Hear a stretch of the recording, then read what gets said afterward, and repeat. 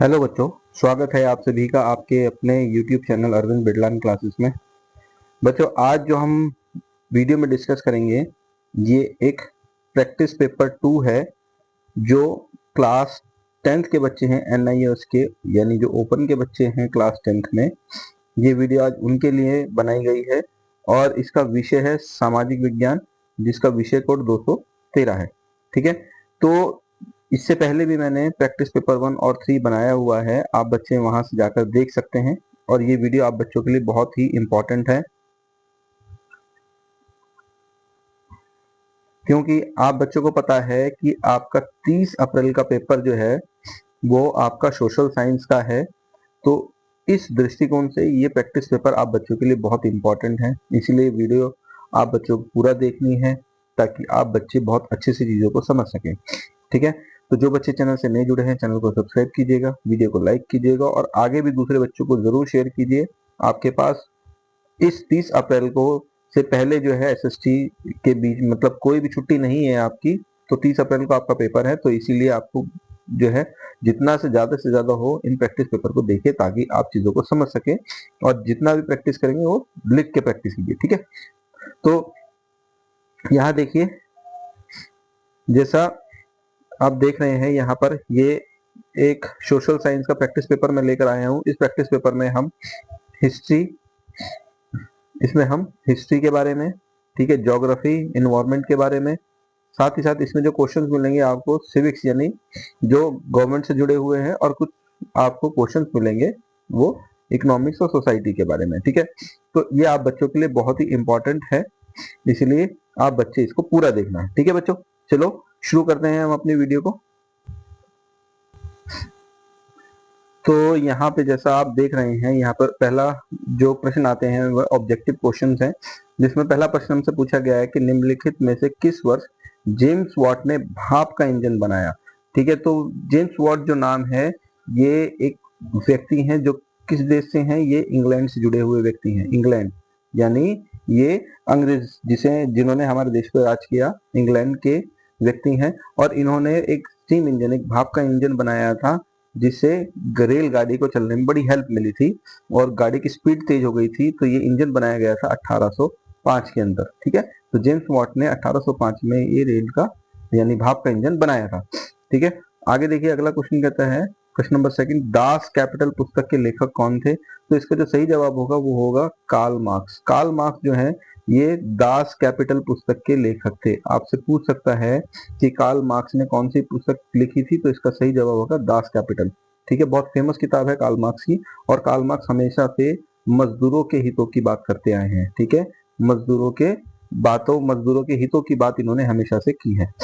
चलिए आगे देखते हैं, अगला प्रश्न कहता है, प्रश्न नंबर 3, फांसीवाद का जन्म जर्मनी में माना जाता है, यह किसके द्वारा स्थापित किया गया। तो देखिए, जर्मनी में अगर फांसीवाद की हम बात करते हैं तो जर्मनी में ये जो नीति थी, फांसीवादी ताकतों की जो नीति थी, ये कौन लेकर आया था, ये लाया था एडोल्फ हिटलर।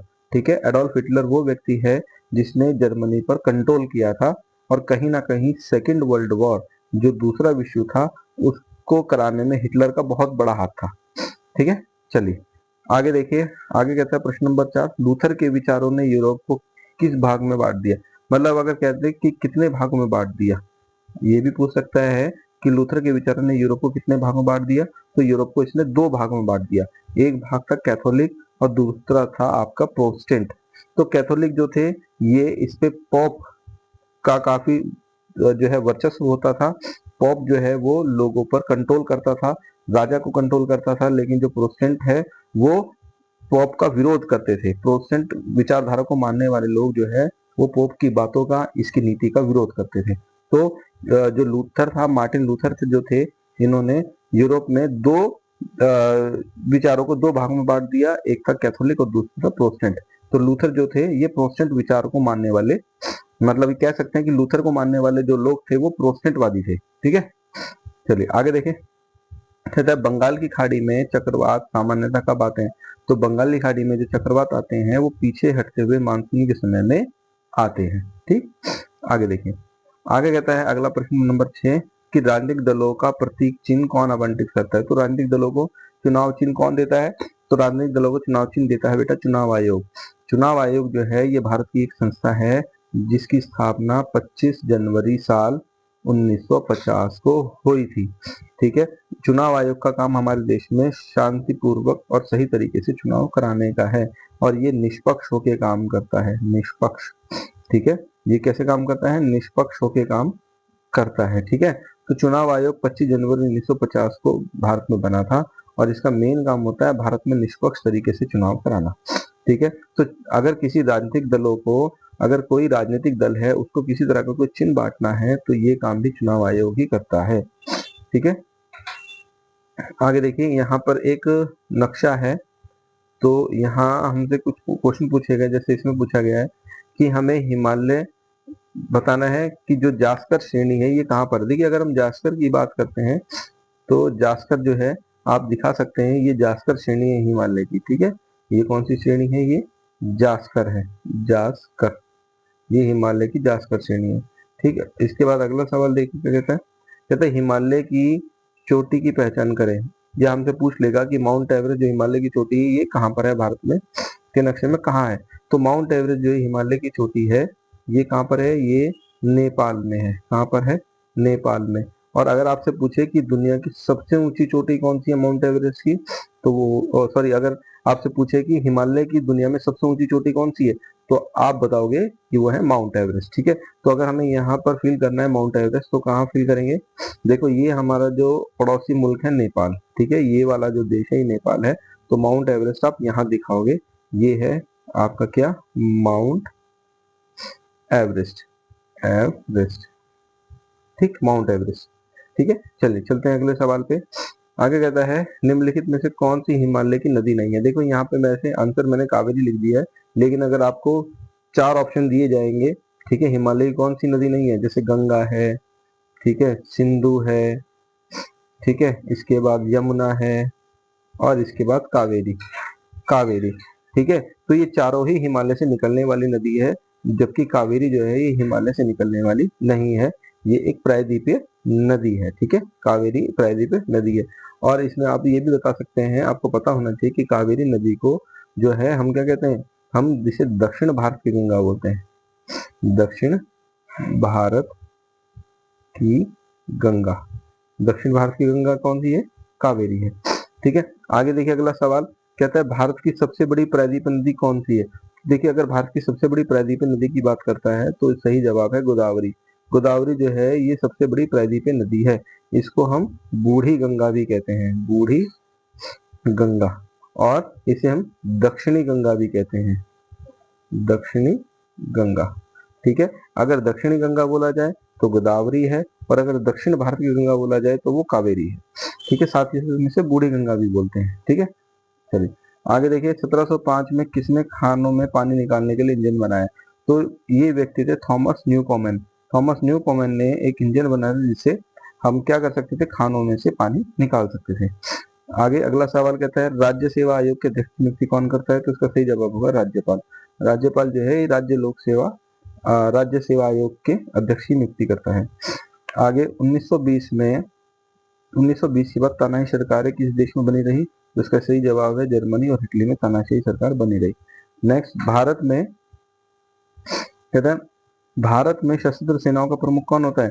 तो भारत में सेनाओं का प्रमुख जो होता है वो राष्ट्रपति होता है, और राष्ट्रपति का चुनाव जो है भारत में 5 साल के बाद होता है।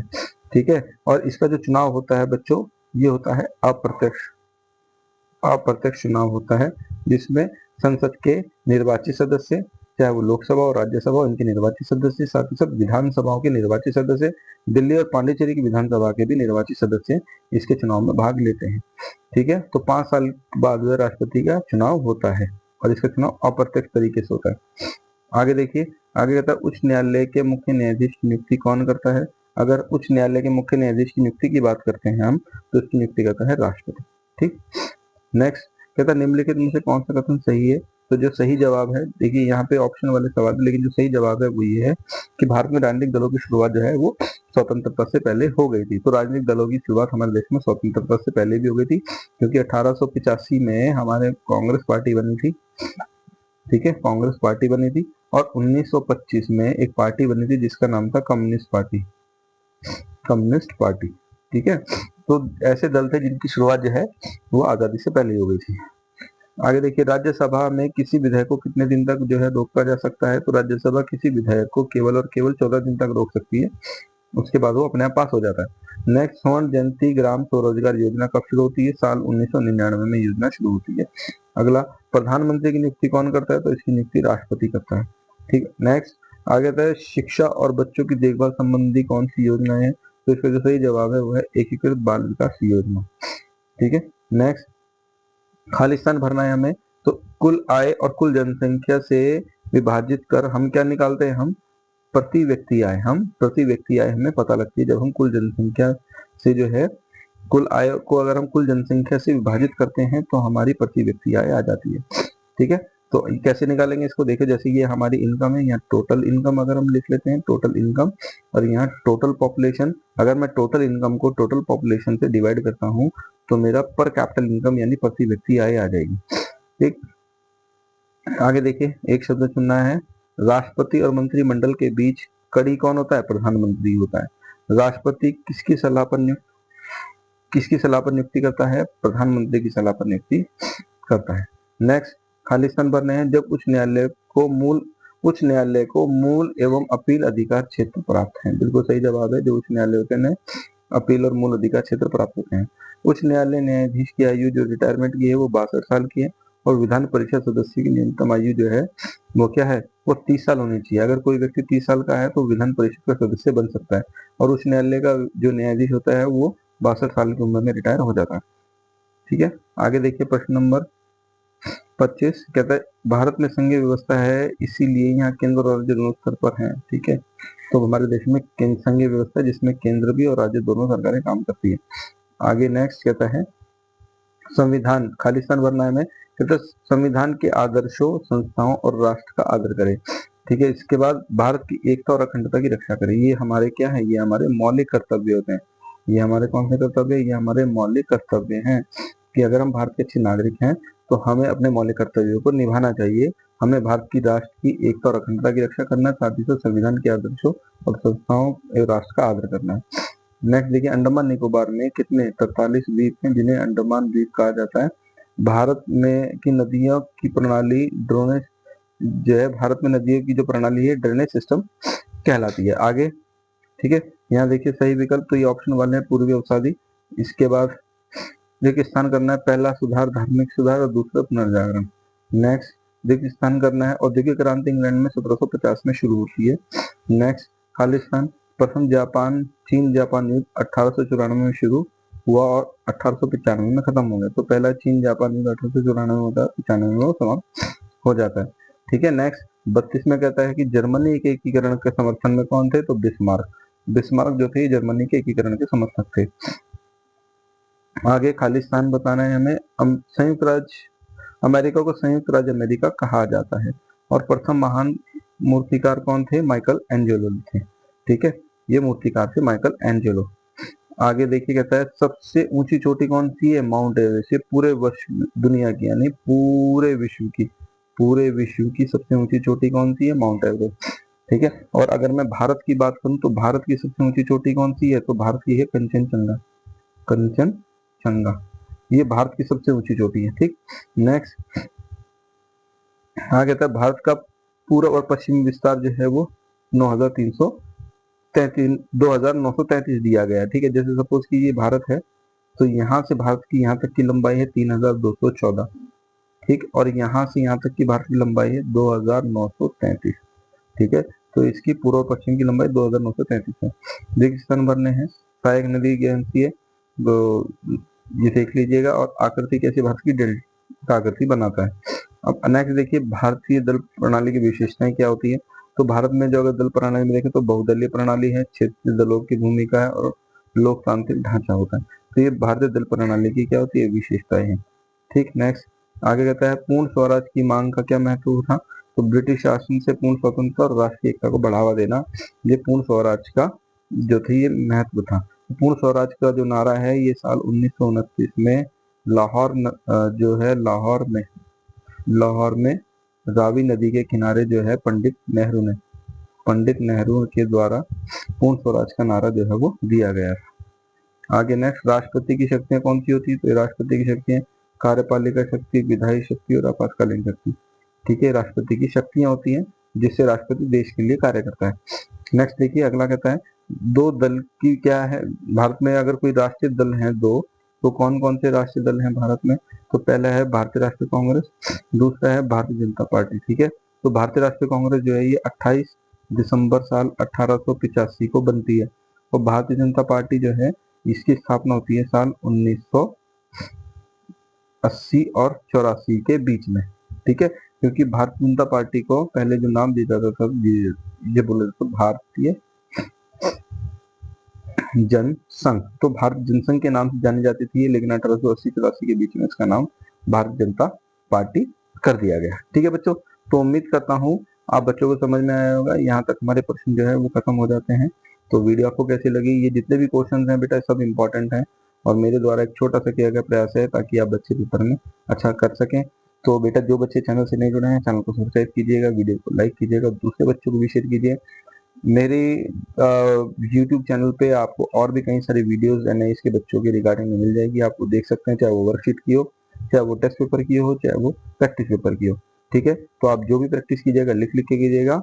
मिलेंगे फिर हम अपनी नेक्स्ट वीडियो में। Thank you very much.